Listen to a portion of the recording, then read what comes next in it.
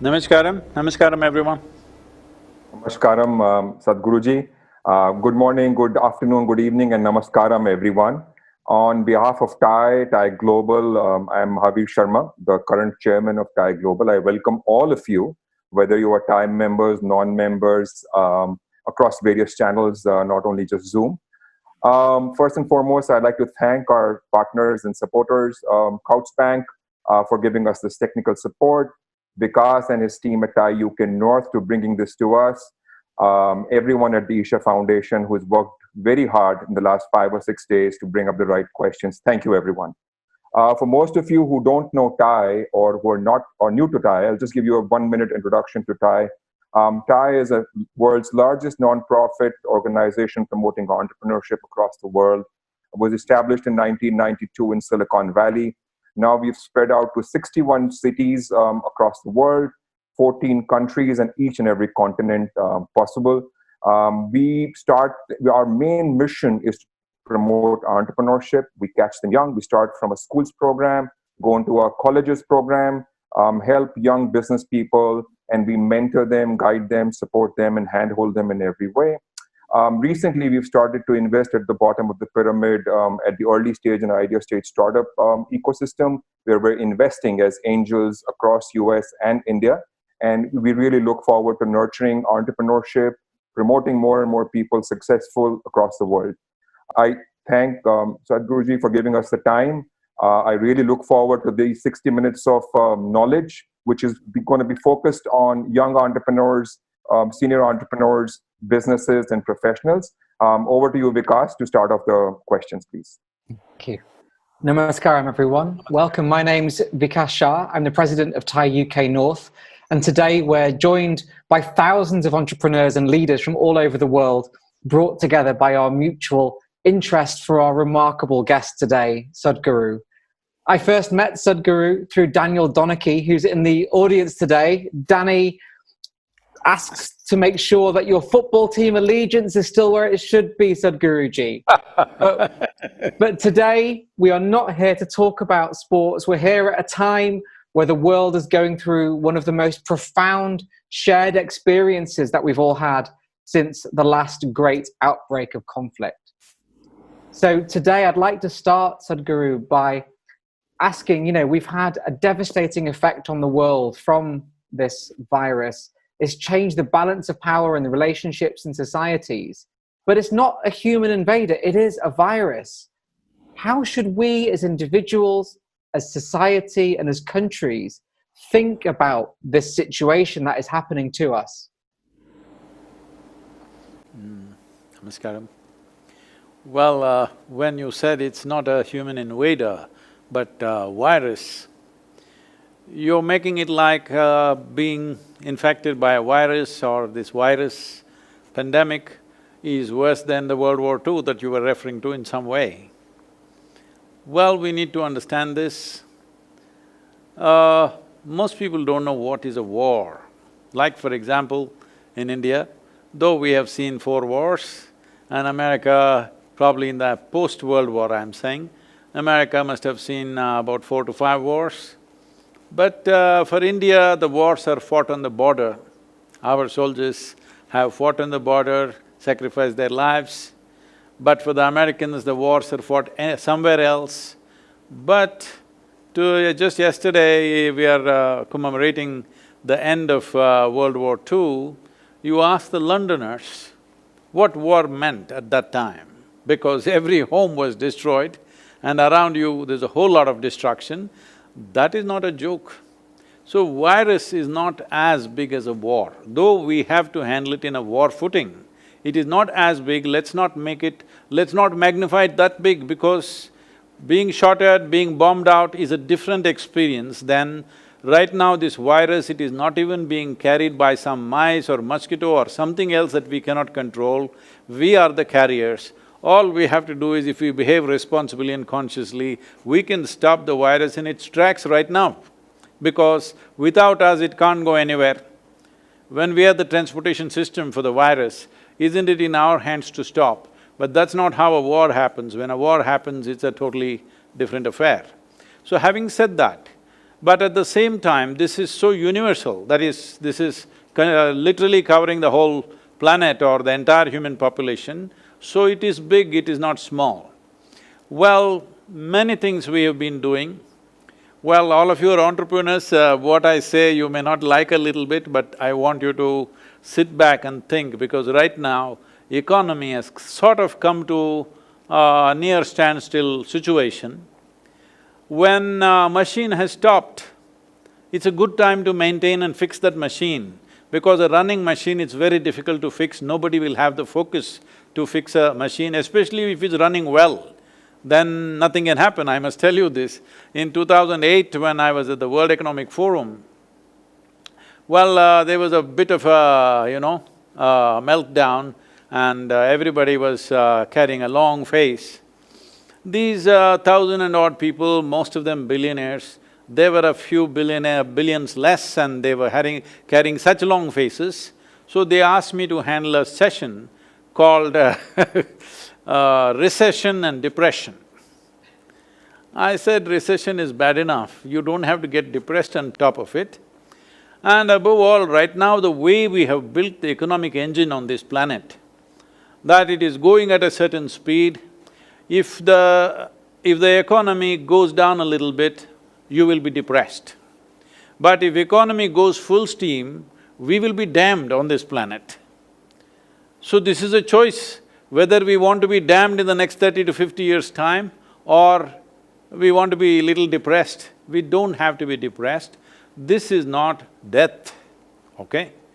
This stoppage of economy does not mean death of human life, nor does it mean economic collapse. It's a slowdown, for sure. It is going to hurt every one of us. As individuals, it's going to hurt us. As entrepreneurs, small enterprises, large enterprises, very mega businesses, nations, every one of us have pain to go through. One important thing is, during this period, all of us should take the responsibility of staying alive. This is the most important thing. Because we are doing business, we are doing enterprise, only because we value life. Because we thought our enterprises, our businesses will add value to our life, that's the only reason why we are doing this. So human enterprise is fine, but right now a situation has come which has slowed us down a little bit. Not a little bit, quite a bit. Certain industries may have to just close down because they won't be able to recover from this kind of a dip. And human behavior, if the virus stays on, effectively killing people for 12 months, human behavior will change quite significantly and many businesses may become redundant.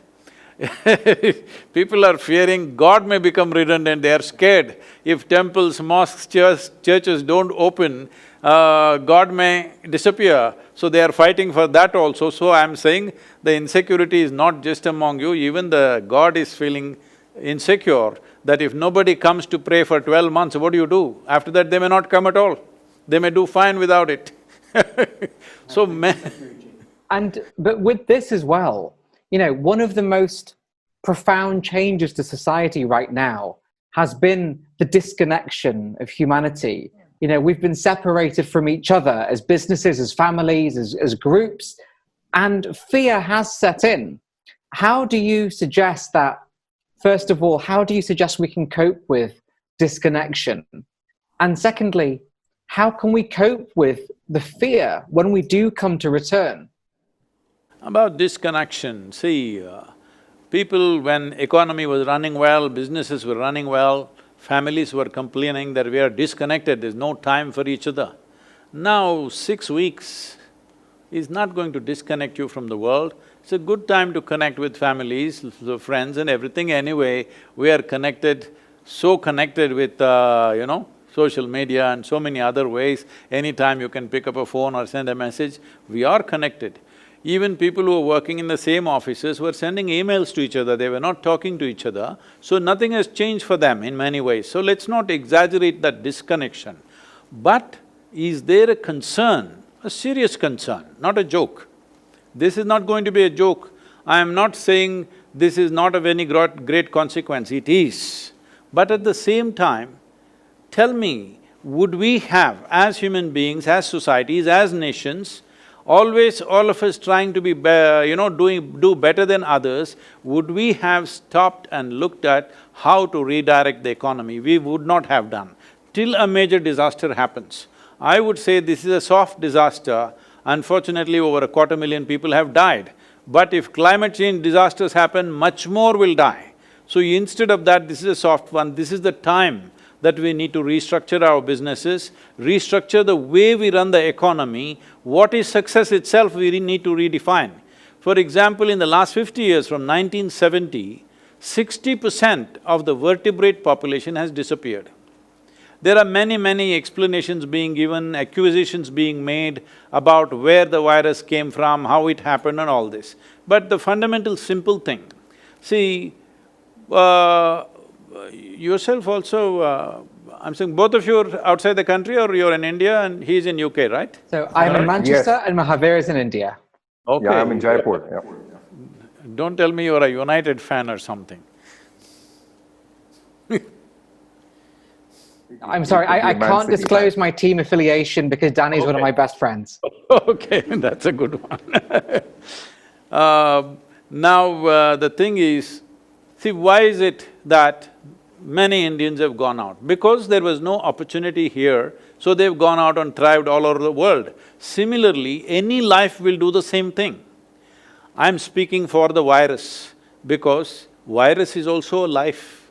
We cannot be alive without microbes and pathogens within our body. Without bacteria and virus, we cannot be alive. This one virus is right now causing trouble, so we think virus is our enemy. No, virus is also life. They were doing fine among the animals, especially among other mammals in the animal kingdom, but the vertebrate population has gone down 60% since 1970. And the way the population is going down, what it means is, for the virus, there is no habitat. It has to jump somewhere. So it found us somehow. Whether it jumped in a marketplace or a laboratory, whatever, this is a debate, we do not know what the answers are for this. But it has jumped one way or the other, and this is not the first time it's jumped. Many times these things have happened. When the Spanish flu happened, over 50 million people died. In India, 12 to 17 million people died. That's not a small number. When the world's population was just 2 billion people, 50 million people died. So right now, 250,000 people have died, and especially in a time like this where our ability to travel is quite limitless, every day people are flying all over the world.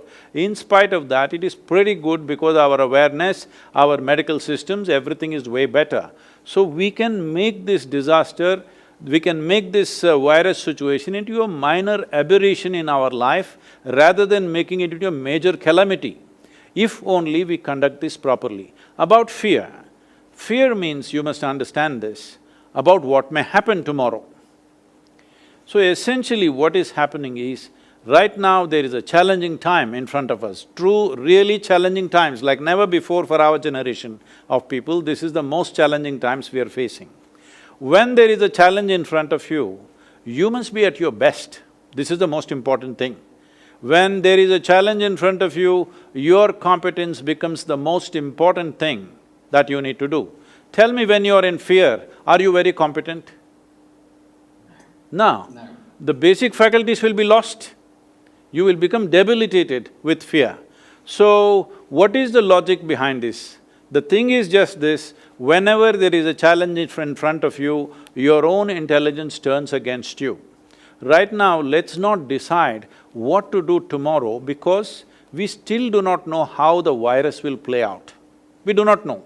Everybody is making their own guesses, but nobody… I'm listening to all the scientific stuff that's going on in the world, what doctors are saying, politicians are saying, economists are saying, but the clear picture is this, we really do not know how things will be in another 2 months' time. Nobody knows for sure how it's going to play out. People are saying it's already mutated into 10 different forms, whether it'll respond to the vaccine, how many 10 vaccines for 7.6 billion people, when will you give that vaccine? These are not practical things, anything that's being spoken. So we have to wait. When we wait, the best thing to do is right now to upgrade ourselves. Upgrading ourselves means our physiological capabilities, physically we must become fitter. In the next 1 month, all of you TiE people set this up, the next 1 month, you must be at least 10% fitter than what you are right now physically. Mentally, you must be 10% sharper, I can give you tools for this. And emotionally, you must be at least 10% more balanced. Energetically, you must be at least 10% more effervescent. All these things will be most vital when you have to step out and face that new situation that we have still not figured. Let us not assume this will happen, that will happen, because we don't know what will happen. How many of us will be wiped out? How many of us will be here? How many businesses will be gone? What will be relevant, what will be not relevant? We have no clear picture, only guesswork is going on. So using our imagination, we are causing fear. Instead of that, this time around, let's invest it upon ourselves to make ourselves into more competent, more balanced and better human beings. That's the only way you can face an unknown situation.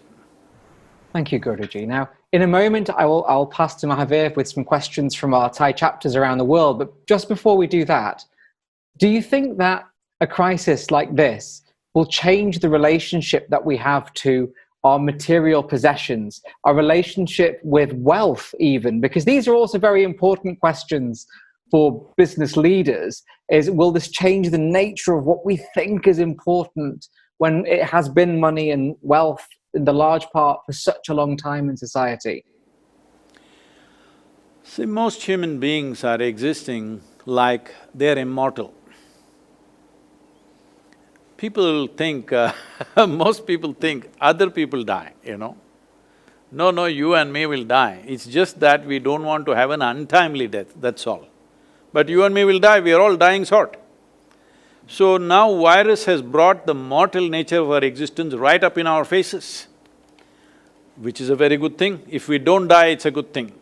But we realize we are mortal, but we did not die is a very good thing to happen to a human being, because mortality means just this, that you understand that you are on a limited lease of time. If you understand that you are on a limited lease of time, you will definitely organize your life in a more meaningful way than the madness with which people are going on right now. Definitely it needs to happen, I hope it happens, but after nearly 5 weeks of lockdown, in India they opened the liquor shops, whoa! Everybody forgot everything and they piled up like animals on top of each other, they had to close it down now. Now they're doing home delivery of liquor for the first time.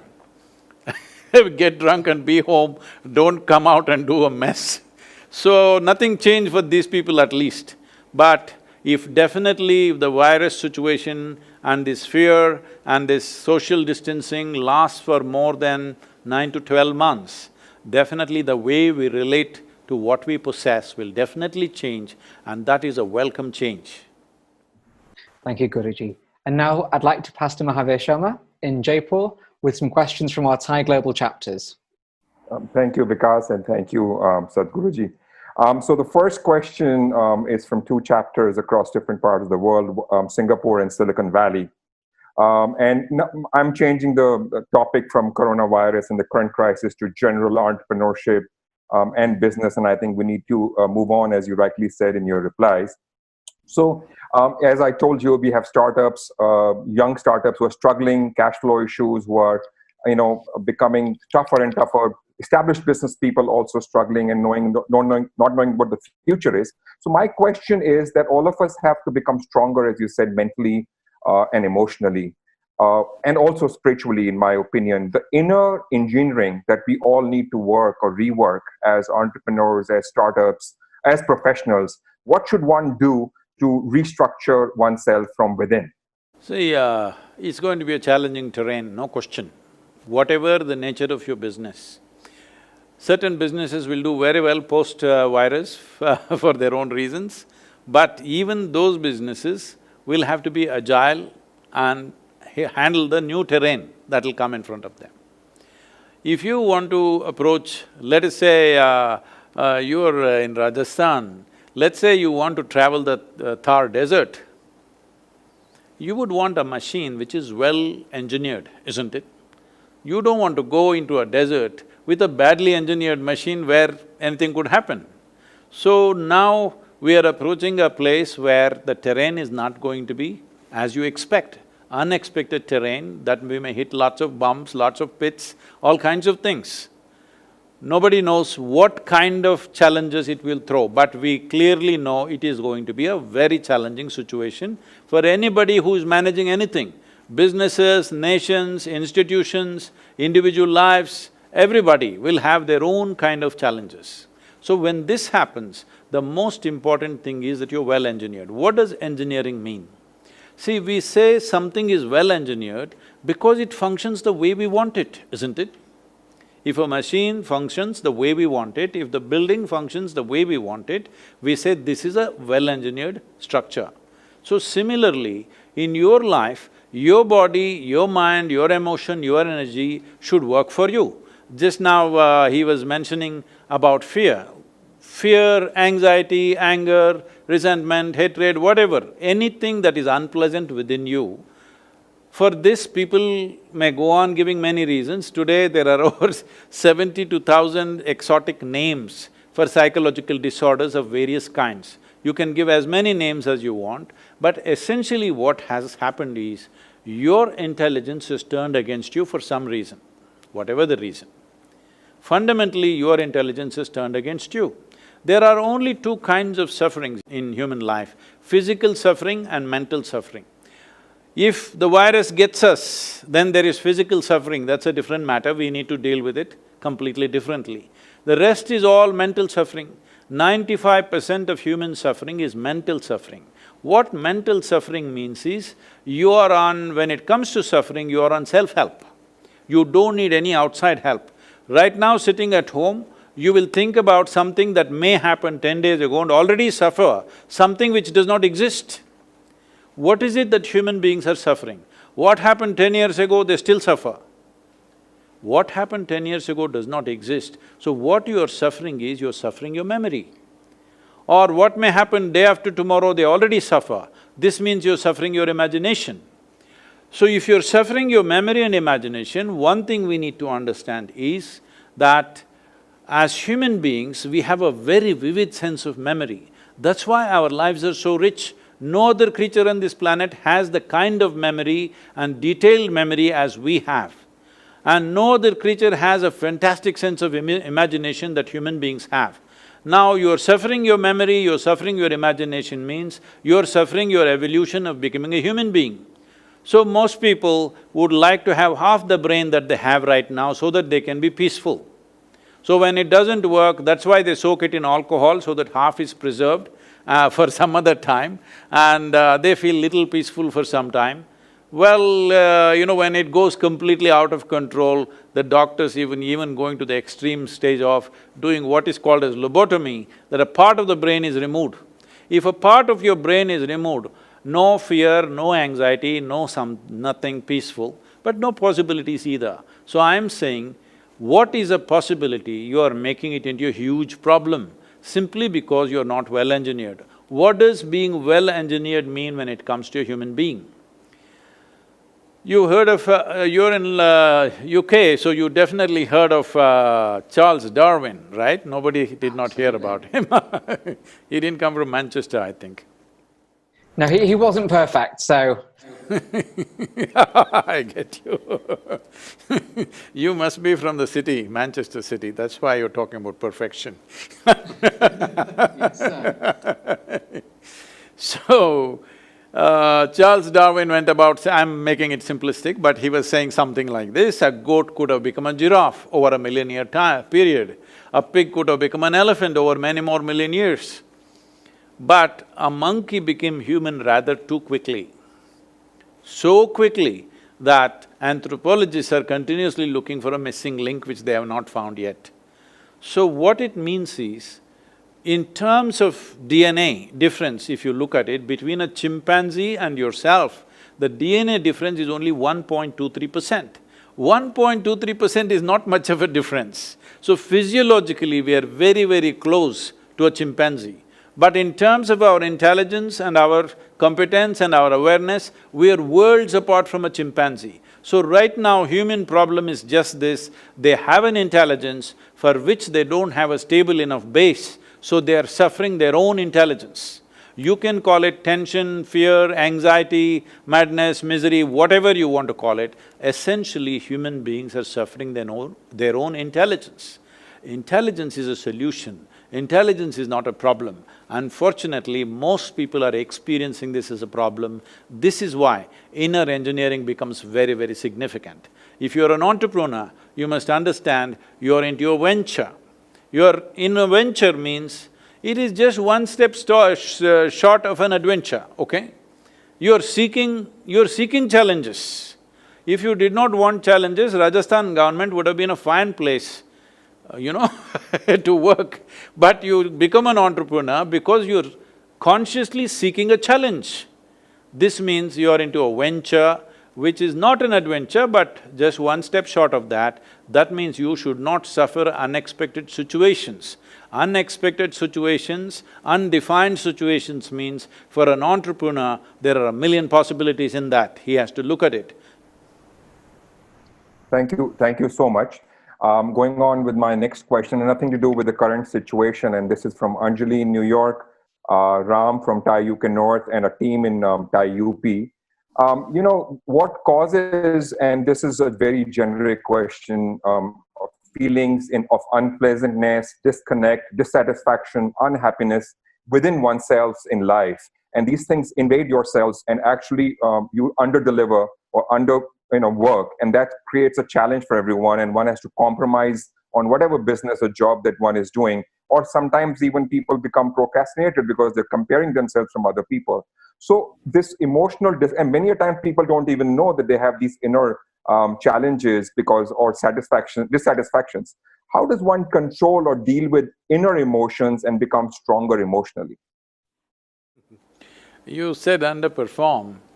What I say right now, this is not to insult anybody, but I'm saying over 95% of the human beings on the planet are underperform all the time.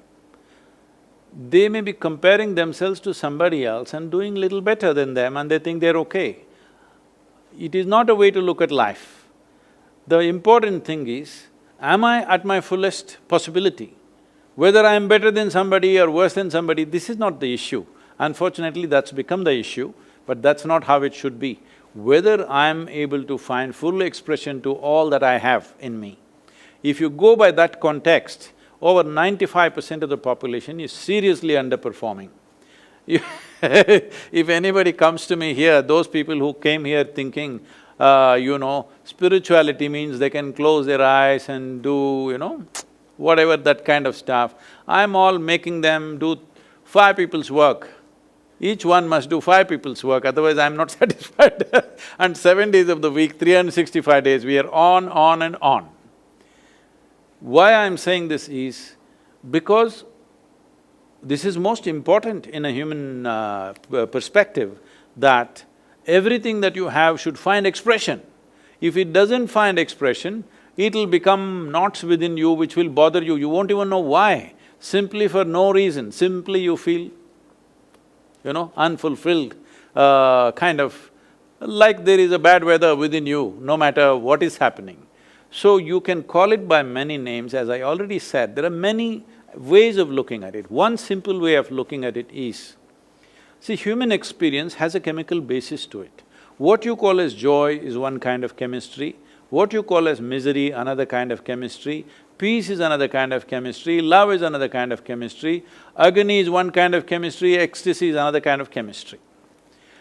So right now, we can look at it in this simple way. If you create the right kind of chemistry within yourself, you will be blissful every moment of your life. Being blissful means your body, your mind, your emotion and your energies are pleasant. Because pleasantness is very vital for a human being, and that's all you're looking for. See, you want your body to be pleasant. If your body is pleasant, we say, this is health.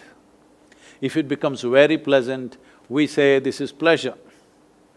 If your mind becomes pleasant, we say, this is peace. If it becomes very pleasant, we say, this is joy. If your emotions become pleasant, we say, this is love. If it becomes very pleasant, we call this compassion. If your very life energies become pleasant, we call this blissfulness. If it becomes very pleasant, we call it ecstasy. If your surroundings become pleasant, we call this success. Well, all of you are entrepreneurs, that has been your focus, to make your surroundings pleasant for yourself. But when you want to make your surroundings pleasant, there are many ingredients in the surroundings. You will have to have some mastery over many people, many situations, various aspects in the world. Then only surroundings will become pleasant. For this, it is a question of competence. But to make your body pleasant, to emotions pleasant, mind pleasant and energies pleasant, it's 100% your business. To make your body, mind, emotion and energy pleasant, it is absolutely your business. Surroundings are a different matter. That is a question of competence. Not everybody is equally competent when it comes to the outside. But if you're willing, everybody is equally competent when it comes to the inside. It is just that nothing has been invested in the direction. In the sense, your entire schooling system that is there in the world today, tell me, is there any even a moment's focus as to how you should be? It's all about how is the bacteria, how is the cockroach, how is the frog. We even opened up these things and looked inside how they are working, but there is not a moment of turning inward and looking at what makes a human being, what makes a human being tick, what makes him go down, what makes him go up. Is there any science like that in the school? So entire schooling system has been like this. From there, everything has built up, our businesses, our institutions, our nations and societies have built up on the same format on which our education systems have been built. So based on this, we have not invested anything, so there are no results. Well, the question is coming from New York. Unfortunately, New York State is going through a really bad bout of this thing, it's terrible out there. But let's say United States, if you take United States as an example, 150 years ago, 93% of the US population was illiterate. Today it's 100% literate, I believe. How does this happen? Somebody invested in the infrastructure of schoolrooms, teachers, human infrastructure, physical infrastructure. Because of the infrastructure, today everybody is literate. I am asking, where is the infrastructure for inner well-being? That's what we are trying to build around the world, to build infrastructure for inner well-being of the human being. That is one basic focus of inner engineering. Fortunately today, we can do it virtually. See, you're in different places, we are talking to you. Fortunately, for the first time in the history of humanity, we can sit in one place and talk to the whole world. Why I am saying this is, if you look back on the history of this world, many great beings have come who had solutions for the world. Well, Krishna came, he could talk only to one person. A Buddha came, he spoke to a few hundred people. Jesus came, just 12 people and one of them freaked on him. Like this has been the history of this humanity. This is the first time that we can talk to the entire world sitting in one place. When there is an opportunity like this, if we do not transform human consciousness, that means we are simply not interested. So this virus has given us a break from whatever we have been doing. I think this is a great time. You're all entrepreneurs, you must also look at this, how to raise human consciousness. Whatever you need in terms of material support, whatever, I'm willing to give you, Isha Foundation is willing to give you. You build an enterprise of transforming humanity, because that is the biggest business in many ways, and that is the most vitally needed business on the planet. Sure. Thank you. And that leads to my next question. And, of course, conscious is very, very important in philanthropy and charity, and working for the society is always great. And TiE, has been promoting this philanthropy for all successful people, and we do a lot. This question has come from TiE Coimbatore and TiE Rajasthan.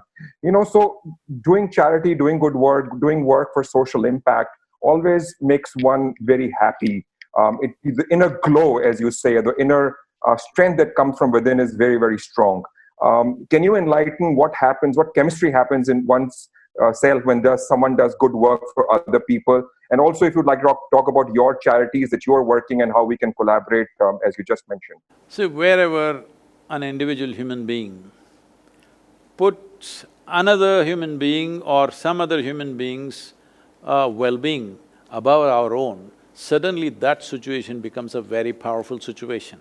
We have the fortune of constantly living among such people. It is the greatest fortune I have, that always I am among people who are not concerned about themselves, they're concerned about what they can do for what is around them. So that is a fantastic situation. It is good, those of you who are doing businesses, who are engaged in variety of things, families to raise and all this stuff, in that you take time to do this, it's a great thing. And you must know this joy. You must know the joy of operating beyond your limitations, because the only thing that a human being is looking for is expansion. Please look at this. Wherever you are, whatever you are right now, you want to be something more. If that something more happens right now, you want to be something more. If that happens right now, you want to be something more. If you look at this, you want constant expansion. So how much expansion would settle you for good? If you look at this, even if I make you the king or queen of this planet, you will not settle. You will want the solar system. If I give you one solar system, you will want the universe. If I give you one universe, you'll want the galaxies. It doesn't matter if I give you 1 billion galaxies, you will want something more. This is the nature of a human being, because this one doesn't like boundaries, it wants to expand. If we have this longing in a very basic physical way, that we want to be more than who we are, if it finds a very basic physical expression, this is called sexuality. You're trying to be something more than who you are. If it finds an emotional expression, we will say this is love. You're trying to include somebody as a part of yourself. If it finds a mental expression, people will say, this is ambition, this is conquest, or maybe simply shopping. No, maybe I shouldn't have uttered that word, people must be missing that activity so much and they may suffer because online shopping is open, I think. No, in India that is also not there right Only now. essential goods. Yes. So, essentially you're trying to be more than who you are. Even your acquisition of wealth, property, money, what is this? This is just about expansion. So, in a way, when you look at life, not just in terms of myself and mine, but something that's unconnected with you, you want to invest something in that life, there is a sense of expansion and that's what you're enjoying. That you must know always. This is what yoga means. Yoga means union. Not necessarily emotional or psychological, simply the way you exist, there is a sense of union with everything around you. In this union, there is ultimate pleasure and blissfulness and peaks of ecstasy which most people would never know in their life. This is something every human being must experience in this life because we have come with the possibility. Why should we miss it? Thank you so much. Now I'll hand it over to Vikas to ask the next questions, and we would now be discussing character and the future of the society, moving on from the present. There was one part of the question which I did not answer, if I can… Yeah, I'm sorry, you forgot to talk about your charities, yes. We need to know about… So, I never thought I'm doing any charity, I thought I'm just doing what's needed. In that sense, right now, it is very painful to see that even in the rural India, there are so many people, migrant labor and others, who are stuck without food. It's running into thousands every day. Our volunteers are out there ensuring that, we have created this thing that this part of Tamil Nadu doesn't have a single case of virus infection because our volunteers are there taking care of this, supporting the police, supporting the government officials, serving food to all those people, no movement. Not a single case has appeared in this entire region of Tamil Nadu because we are on the ground. This is what needs to happen to stop this is one aspect. Well, there are issues in this country. What we are focusing on is education, nourishment, health together, and ecology. These are the three main issues in the country and in the world also in many ways. So in terms of ecology, we are largely focusing on changing the policy. Right now, we're in the process of unrolling a movement called Conscious Planet. It's been pushed by 6 months because of this virus, but we will be rolling it out later on. We want all of you to be a part of this. The idea behind this is just this. Right now, if we don't make the corrections, if we do not make the correction, even now the number of people dying in the cities is way higher. Even during Spanish flu, this was true. Wherever the particulate matter was beyond 2.5 micrometers or whatever, there Always the deaths were higher even during the Spanish flu, and the same is happening now.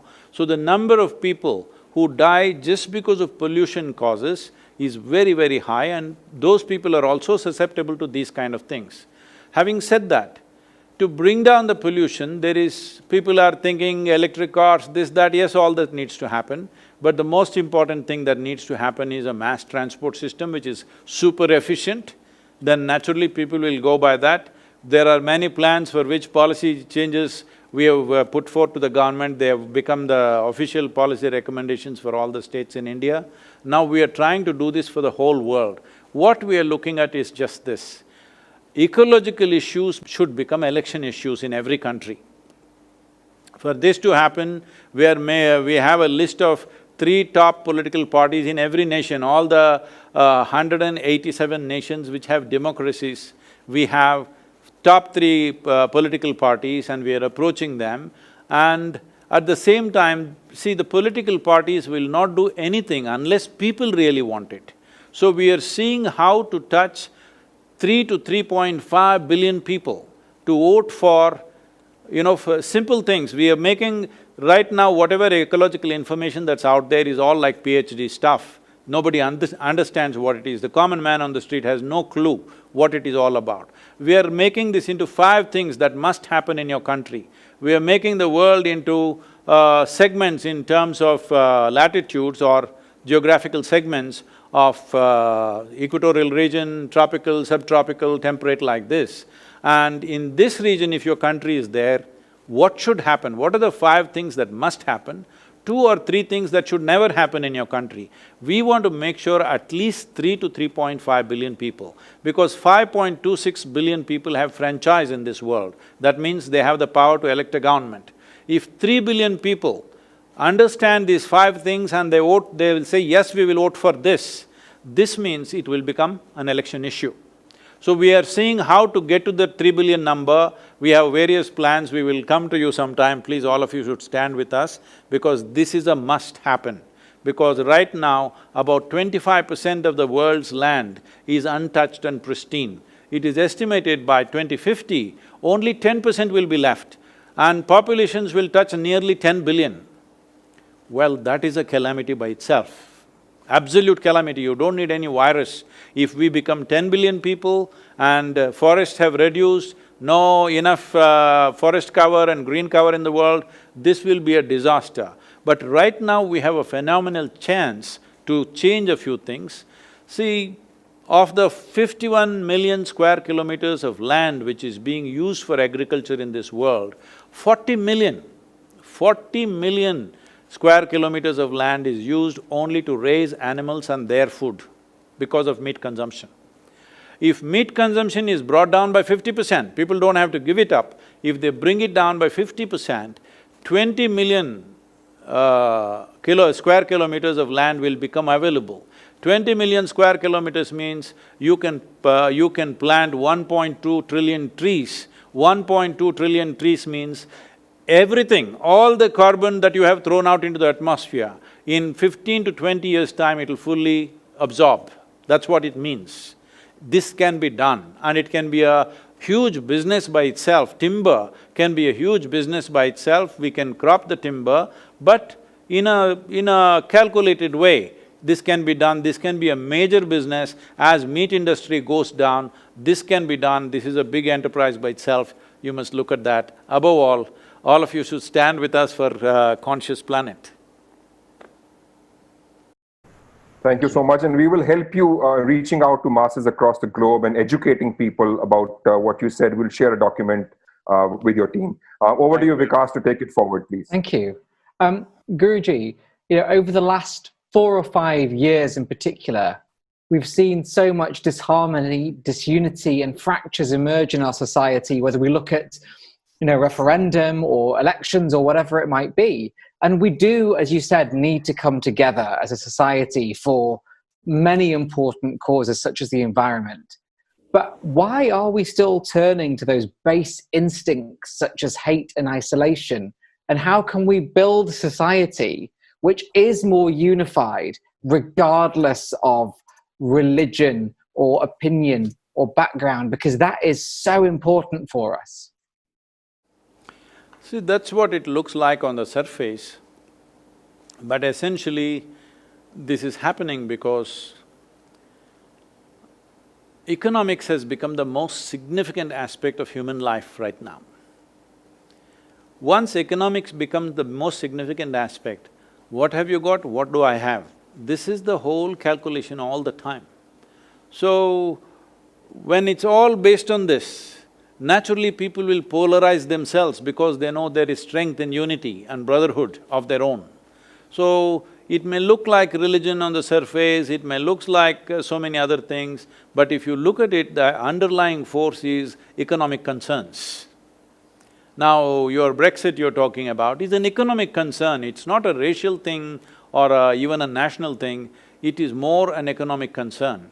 So, economy or economic well-being has become the only concern. There are no other concerns in human life. Right now, even in London, I see people don't even discuss weather anymore. They only talk about the stock prices and what is happening, what is happening here.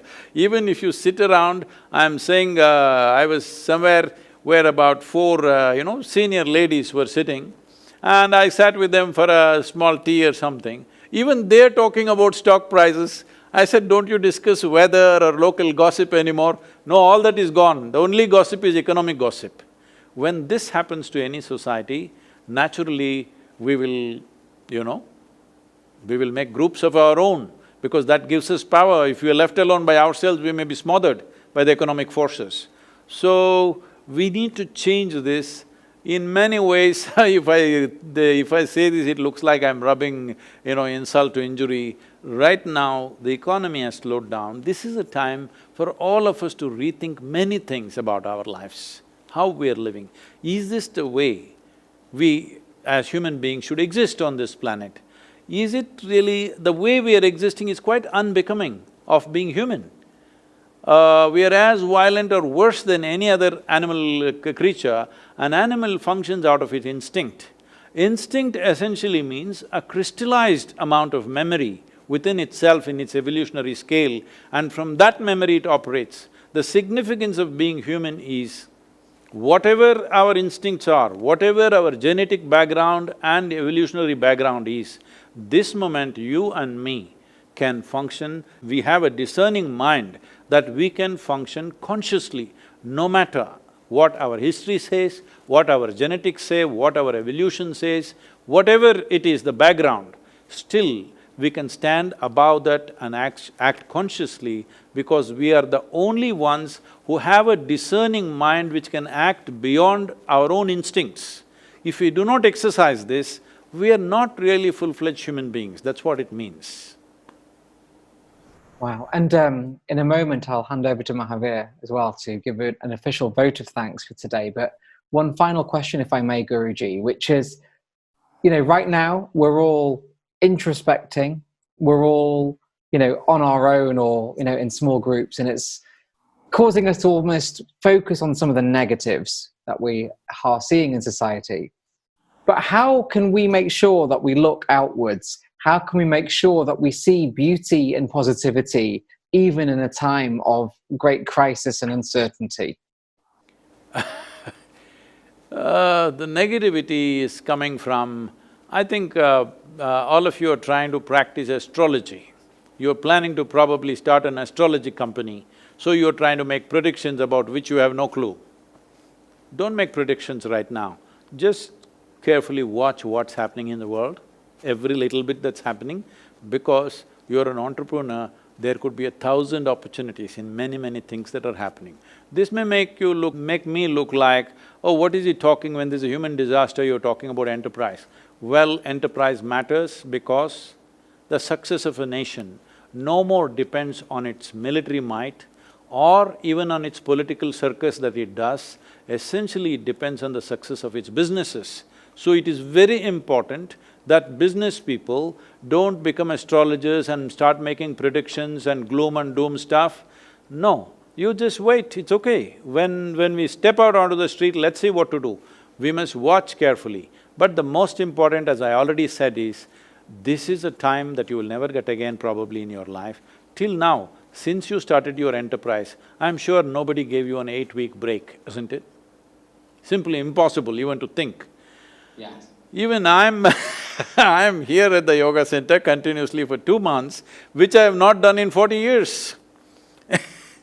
So I'm thoroughly enjoying my stay here and doing the best we can do. We have to completely reinvent ourselves to function in the new world because our programs are always 10,000, 15,000, 25,000 people. That's not going to happen in the next 12 to 24 months probably. Wow. No, thank you Yes. so much. And So, if I may, Guruji, I'll at that point I'll hand back to our global chair, Mahavir Sharma. But thank you so much for joining us today. you must do in engineering. Thank I've you. already Yeah. registered. Thank you, Vikas. Guruji, there is all of us in our lives, 40, 50 years, have done something or the other wrong or taken steps that have turned out to be wrong. There's always a sense of guilt at times of what we had done in the past. Someone from TiE, Florida is just asking the fact that he moved to the US 2 decades ago. Suddenly he feels that he was selfish and he moved out of India. He cannot prove his loyalty, love for India. And most NRIs or non-resident Indians or non-resident countries, people always feel that towards their country and they get, they can't prove themselves or they can't prove it to the world that their love for both the countries is equal and is parity. How does one get rid of this guilt, specifically this or generally this? See, right now right now, one thing that we have in India plenty is human beings, all right? We are nearly 1.35 billion people. For these 1.35 billion people, we don't have the economy, the size of economy that would properly serve these human beings. Right now we are striving to build that. Economy we will build, we are confident about that. But we don't have enough land for 1.4 billion people to live well. We don't have enough water for 1.4 billion to live well. We don't even have a piece of sky for 1.4 billion people to live well. So, our thing is to produce very competent, focused, inspired and balanced human beings and export them to the rest of the world. If 500 million people if we export, the whole world is ours, what is the problem? Geographical boundaries should not be so restrictive, all right? Nation is just an idea. Nation is just an idea in our mind. We have love for things that we have gone through in our childhood and where we have seen and grown up. That is perfectly fine and that's wonderful because a human being is as complex and as capable and as sophisticated simply because, as I said, vivid sense of memory we have. We must celebrate that memory, we must remember that memory. Well, those people who are feeling that way, many of them have come from small villages and now they're doing very well in United States or wherever else. Well, they can take up one village and take care of it. You tell me if you want to take care of any village in southern India, we will take care of it for you if you contribute. We will see all the children in that place are educated and many more people like you are produced and I am not talking about brain drain, this drain. We have enough brains and enough bodies, we can send them around the world. This is another way of conquering the world out of our love and inclusion, not by conquest. So, they don't have to feel guilty, they just have to do well. And if they have the needed resource, they can take up something in India which will make a difference. Don't take up something else, some fanciful romantic stuff. The only thing that you need to take up is children, education and ecology, this is it. Because we have people and people, if we produce very focused, inspired and competent population, we will be a great miracle. If we fail to do that, this 1.4 billion people will be a great disaster.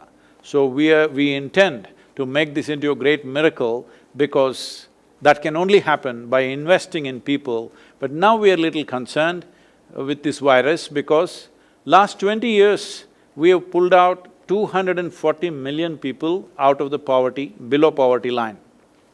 But now, if this lasts for 12 months or more, that 200 million plus people may go straight back below the poverty line once again.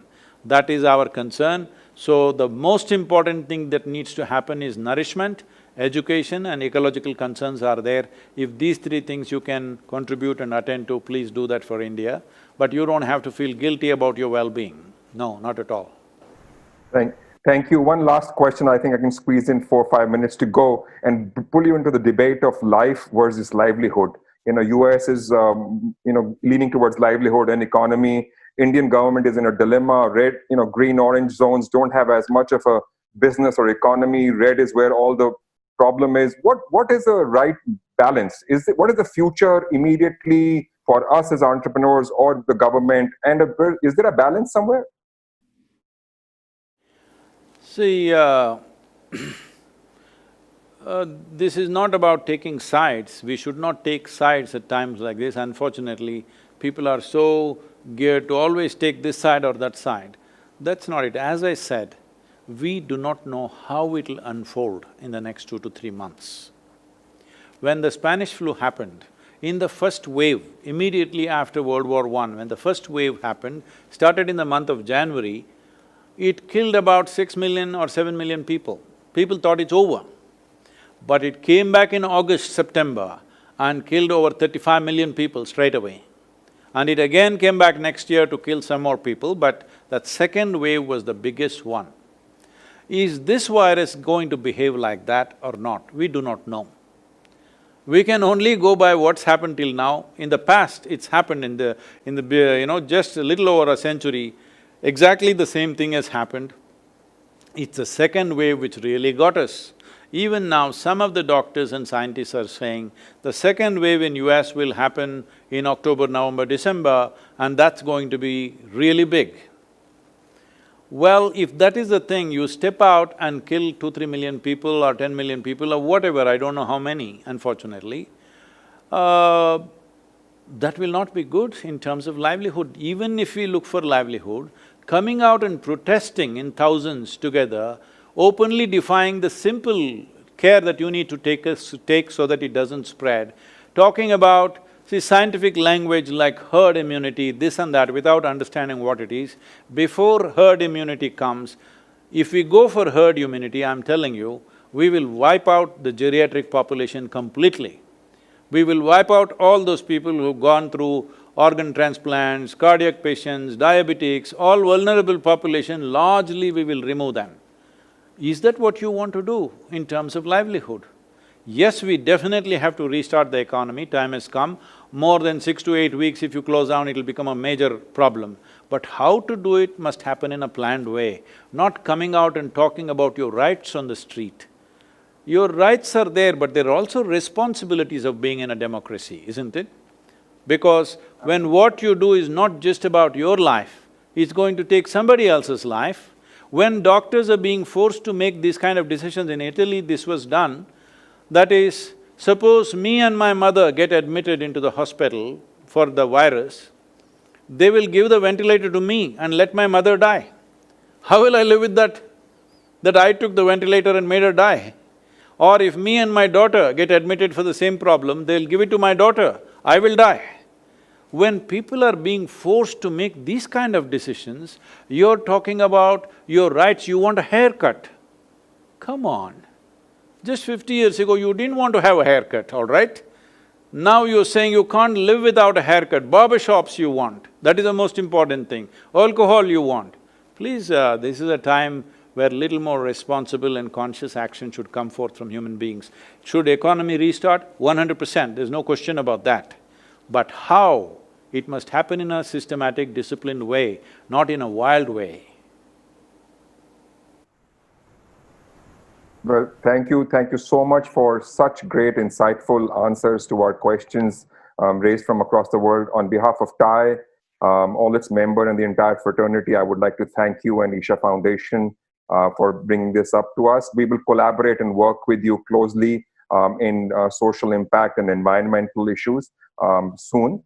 And thank you, Couchspank, once again. Thank you, Vikas. Thank you, Peter, for doing a fantabulous job. Thank you, everyone. Namaskar. Thank you very much, all of you.